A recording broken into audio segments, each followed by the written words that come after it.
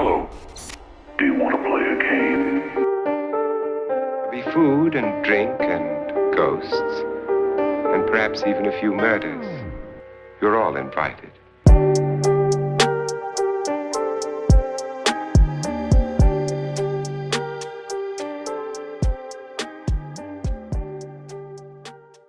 Hello and welcome to Cheers to Fears, the place that combines horror and alcohol for your entertainment. Today we are making a drinking game for Scream 6, directed by Radio Silence, being Matt Bettinelli-Olpin and Tyler Gillett, who both directed the last entry in the franchise, as well as other movies such as Devil's Due and Ready or Not. The writers were also the same for the last movie, being James Vanderbilt and Guy Busick. Scream 6 takes place in New York City, where Tara and the rest of her friends are attending university, much like the second Scream movie. As they move into the Big Apple and meet new friends, they will either find people that they can share trauma with, die being associated with them, or perhaps even be the ones to kill them. Since this movie was so recently released, we will not be going into any totals for the amount of sips that the rules give us, just to avoid some spoilers.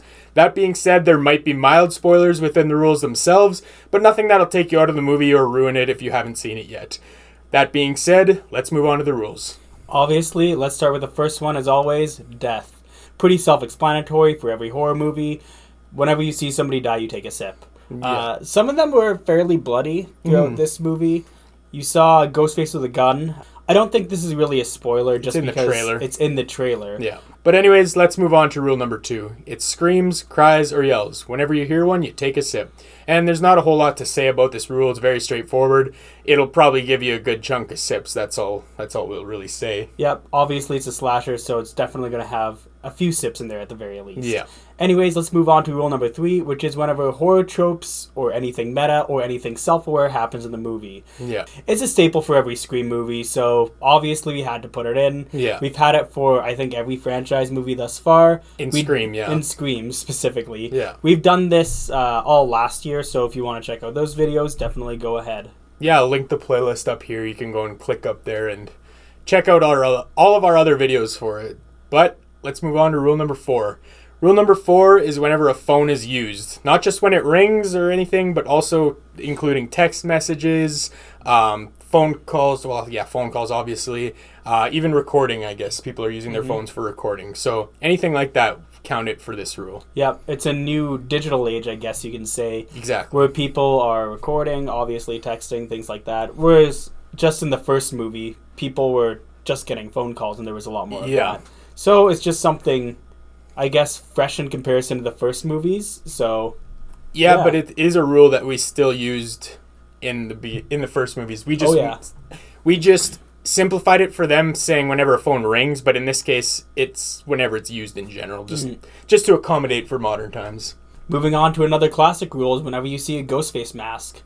Again, no totals reminding you, but even without that, we know that there's going to be quite a few, as there is in all the other Scream movies. And there's going to be a lot of scenes where it's mercied. Like, there's scenes where on the subway, there's a bunch of people wearing Scream masks because it's Halloween or whatever. Or in the shrine that we, again, see in the trailer. There's shrine in the trailer. There's a whole bunch of masks in there. So there's just lots of scenes where it's mercied. And there's a bunch of kids buying the masks because, you know, the popular killer again is going crazy, so it's flying off the shelves or whatever. So it definitely happens a lot. But let's move on to rule number 6, and this is another rule we're bringing back that is a franchise rule. It's whenever horror movies are referenced in some way. So the title of a movie, a character from another horror movie, anything like that. And I think this happens a good handful of times, but maybe not as much as other Scream movies, I guess. Yeah. The main thing that really contributes to this, I think, is it's Halloween time in the city that they're in. So everywhere is going to be some sort of person dressed up as a horror movie villain generally. That's another thing, yeah. Again, a drinking rule that's fairly familiar for all the other drinking game movies. For the Scream, I guess, sequels now, is whenever stab is mentioned, you take a sip. So it's mentioned quite a bit in this. I wouldn't say quite a bit in this movie, but you see posters for it. Posters, yeah, exactly. They mention it verbally as well a handful of times. It might not be as much as other movies, like Scream 3, for example, is, I think, huge for mentioning stab. Oh, yeah. But it is going to give you a good handful for sure, and it's worth including as a rule. But let's move on to rule number 8. It's whenever rumors about Sam are talked about. And this could be on news stations. It could be just people harassing her in the streets. It could be, random news articles, all that sort of thing. It's one of the few new rules that we can introduce to the Scream franchise for this movie. I think it might even be the only new rule, to be honest. That we haven't used in the past. That we haven't used in the past. Anyways, let's move on to the second last rule, which is whenever past trauma is mentioned. Again, we might have used this in another, at least a variation of it, like the past being mentioned or something like that. But yeah, it's again something that happens a lot in this movie. Like, it's not going to be the rule that gives you the most amount of sips out of all of our rules, but it's definitely going to give you a good chunk of rules because, we see Sam trying to cope with her past trauma, but also trying to cope for her sister, for Tara's experiences as well, because apparently Tara's not dealing with them the way that Sam believes she should.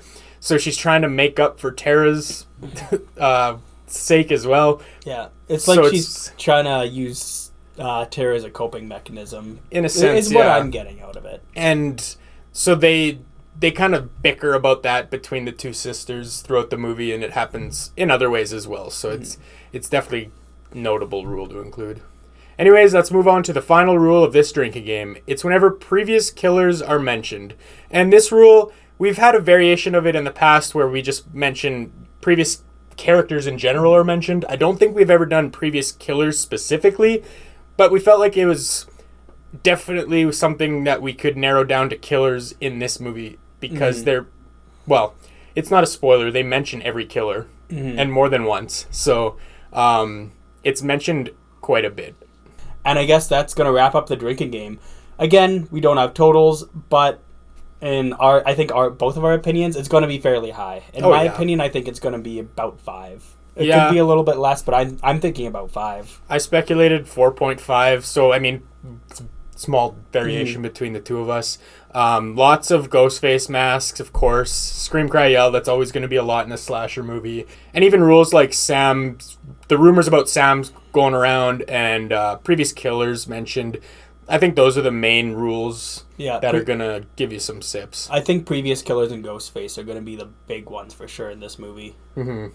Anyways, with all that being said, we hope you enjoyed our drinking game on Scream 6. If you end up playing the game alongside the movie, or if you have any feedback or suggestions, let us know in the comments below. Yeah, and make sure to like and subscribe to the channel so you don't miss out on what's next. Also, check out Horror Addicts, as for this Sunday, we're going to be on the Oscars. If you want to click on the link, it's going to be right up here, so definitely check that out.